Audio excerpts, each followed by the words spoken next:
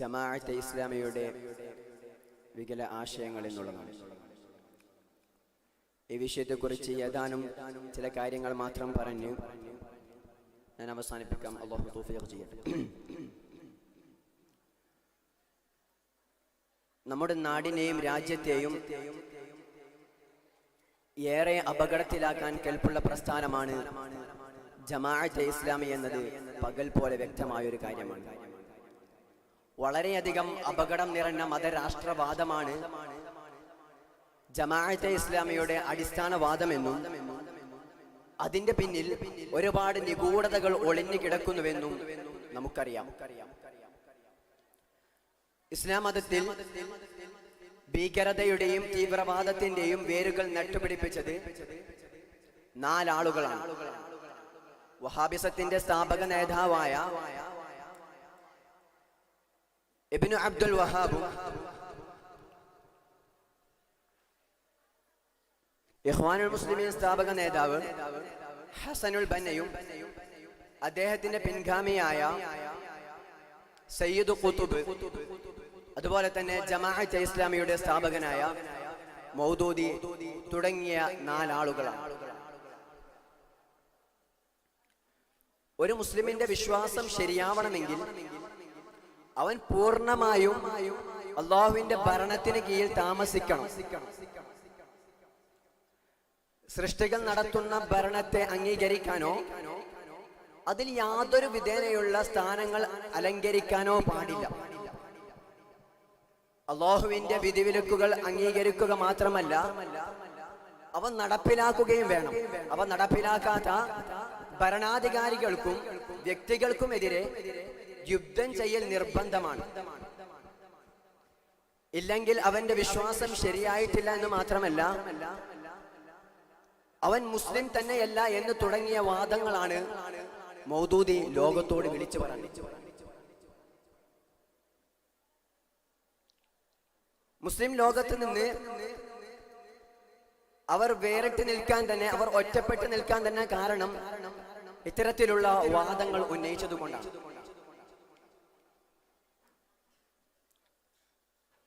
ഇസ്ലാമിക ഖിലാഫത്തിനെ ലോക മുസ്ലിമീങ്ങൾ ഒന്നടങ്കം അംഗീകരിക്കുമ്പോൾ മൗദൂദി തുറന്നുവിട്ട ആശയങ്ങളെ മുസ്ലിം ലോകം അതേപടി തള്ളുകയായിരുന്നു. കാരണം ഇസ്ലാമിക ഖിലാഫത്തല്ല മൗദൂദി തുറന്നുവിട്ട ഹുകൂമത്തെ ഇലാഹി എന്ന് മൗദൂദിയുടെ ഓരോ വചനങ്ങളിൽ നിന്നും വ്യക്തമാണ്. അധികാരത്തോടുള്ള അമിതമായ ആസക്തിയും എങ്ങനെയെങ്കിലും ഭരണം കൈയാളണമെന്നും ലോക മുസ്ലിമങ്ങളുടെ മൊത്തം അമീറാകണമെന്നും അദ്ദേഹം സ്വപ്നം കണ്ടു. ഇസ്ലാം ഭരണമില്ലാത്ത മുസ്ലിമീങ്ങളെ മുസ്ലിമായി കാണാൻ പോലും അദ്ദേഹവും അദ്ദേഹത്തിന്റെ അനുയായികളും തയ്യാറായിട്ടില്ല എന്ന് മാത്രമല്ല, അദ്ദേഹം ശഠിക്കുകയും ചെയ്തു. ഇത്തരം അപകടം നിറഞ്ഞ വാദങ്ങൾ കേരളത്തിലെ മുഴുവൻ ജമാഅത്തെ ഇസ്ലാമിയുടെ പ്രസിദ്ധീകരണങ്ങളിൽ അവർ എഴുതിവിടുകയും ചെയ്തു. നമ്മുടെ നാട് അംഗീകരിച്ച രാഷ്ട്രീയ വ്യവസ്ഥയിൽ നിയമനിർമ്മാണത്തിന്റെ പരമാധികാരം ജനങ്ങൾക്കാണ്. തിരഞ്ഞെടുക്കപ്പെടുന്ന ജനപ്രതിനിധിയാണ് കാര്യങ്ങൾ നിയന്ത്രിക്കുക. അതുകൊണ്ട് തന്നെ ഇവിടെ നിലനിൽക്കുന്ന വ്യവസ്ഥ അനിസ്ലാമികമാണ് എന്നാണ് അവർ പറയുന്നത്. 1995 പുറത്തിറക്കിയ ജമാഅത്തെ ഇസ്ലാമിയുടെ മുഖപത്രമായ പ്രബോധനം വാരികയിലും അവരുടെ തന്നെ പ്രസിദ്ധീകരണ വിഭാഗമായ IPH പുറത്തിറക്കുന്ന വിവിധ പുസ്തകങ്ങളിലും ഗ്രന്ഥങ്ങളിലും ഇങ്ങനെയുള്ള ആശയങ്ങൾ അവർ അവതരിപ്പിക്കുന്നത് കാണാൻ സാധിക്കും. ഹബീബായ റസൂലുള്ളാഹി സ്വല്ലല്ലാഹു അലൈഹി വസല്ലമ തങ്ങൾ മക്ക വിട്ട് മദീനയിലേക്ക് ഹിജറ നടത്തിയത് മതരാഷ്ട്ര നിർമ്മിതിക്ക് വേണ്ടിയായിരുന്നില്ലേ എന്നാണ് അവരുടെ ചോദ്യം. ഹിജറ മക്ക വിട്ട് മദീനയിലേക്ക് എന്നതിനേക്കാൾ ഏതുതരം നാട്ടിൽ നിന്ന് ഏതു നാട്ടിലേക്ക് എന്ന് വേർതിരിച്ച് മനസ്സിലാക്കുമ്പോഴാണ് മുത്തനബി സല്ലല്ലാഹു അലൈഹി വസല്ലമ തങ്ങൾ ഇതുകൊണ്ട് എന്താണ് ഉദ്ദേശിച്ചതെന്ന് മനസ്സിലാവുക.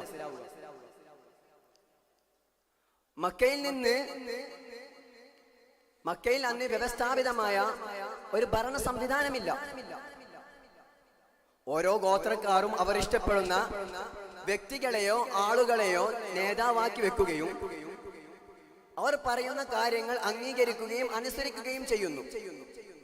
ഹബീബായ റസൂലുള്ളാഹി സ്വല്ലല്ലാഹു അലൈഹി വസല്ലമ തങ്ങളും കുടുംബവും മക്കയുടെ ഒരു താഴ്വാരത്ത്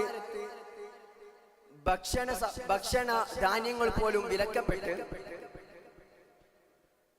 മക്കയുടെ ഒരു താഴ്വാരത്ത് ജീവഹാനിയും മാനഹാനിയും സഹിക്കേണ്ടി വന്ന യാതന നാം ആരും മറന്നുപോകരുത്.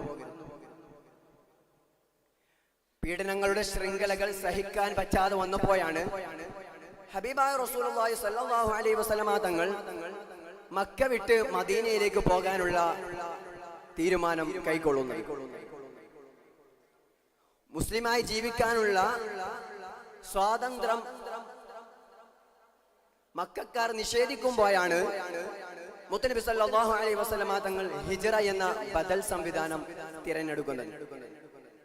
യൂറോപ്യന്മാരുടെ കൊളോണിയൽ സഞ്ചാരങ്ങളിൽ നിന്നും മുത്തനബി സല്ലല്ലാഹു അലൈഹി വസല്ലമ തങ്ങളുടെ ഹിജ്റ വേറിട്ട് നിൽക്കുന്നത് ഇവിടെയാണ്. പ്രത്യക്ഷത്തിൽ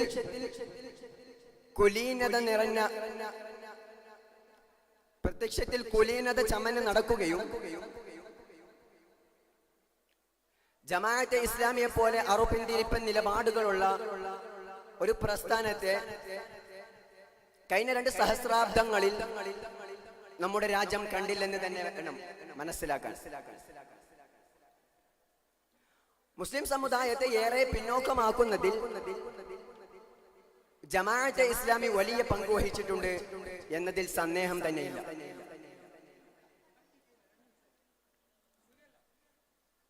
തിരഞ്ഞെടുപ്പിൽ മത്സരിക്കുന്നതും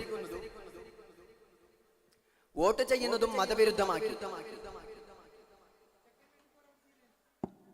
ഗവൺമെന്റ് സ്ഥാപനങ്ങളിൽ ജോലിയും പഠനവും ഹറാമാക്കി.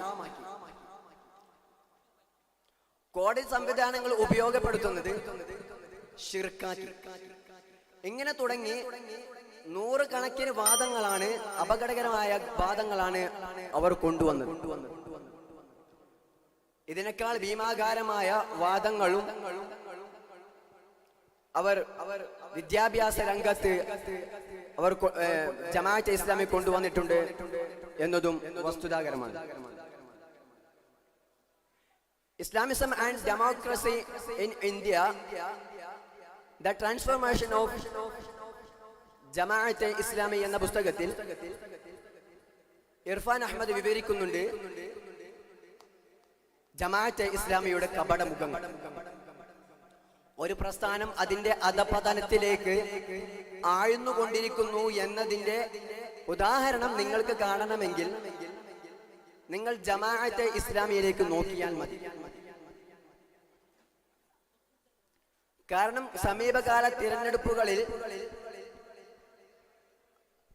തിരഞ്ഞെടുപ്പുമായി ബന്ധപ്പെട്ടുണ്ടായ പല സംഭവങ്ങളും നിങ്ങൾക്കത് മനസ്സിലാക്കി തരുമെന്ന് ഞാൻ പ്രതീക്ഷിക്കുന്നു. ഞങ്ങൾക്ക് മതരാഷ്ട്രവാദമില്ല എന്നാണ് അവർ ഇപ്പോൾ പറയുന്നത്. മാത്രമല്ല അവരുടെ പ്രസ്ഥാനത്തിന്റെ തന്നെ നേതാവായ അഥവാ ജമാഅത്തെ ഇസ്ലാമിയുടെ സ്ഥാപകനായ അബുൽ ആല മൗദൂദിയെ വരെ അവർ ഇപ്പോൾ തള്ളിപ്പറയുന്നുണ്ട് എന്നത് വളരെ കൗതുകകരമാണ്. തുടക്കകാലത്ത് അവർ ഉന്നയിക്കുകയും പ്രചരിപ്പിക്കുകയും ചെയ്തിരുന്ന പല കാര്യങ്ങളും തെറ്റാണെന്ന് അവർക്കിപ്പോൾ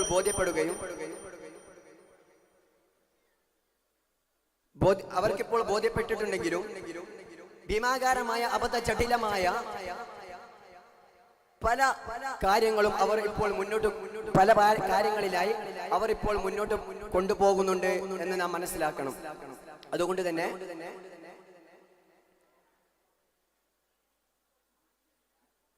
സത്യമായി മനസ്സിലാക്കി പ്രബോധന രംഗത്ത് ഇറങ്ങേണ്ടത് പ്രബോധകരായ നമ്മുടെയൊക്കെ ബാധ്യതയാണ്.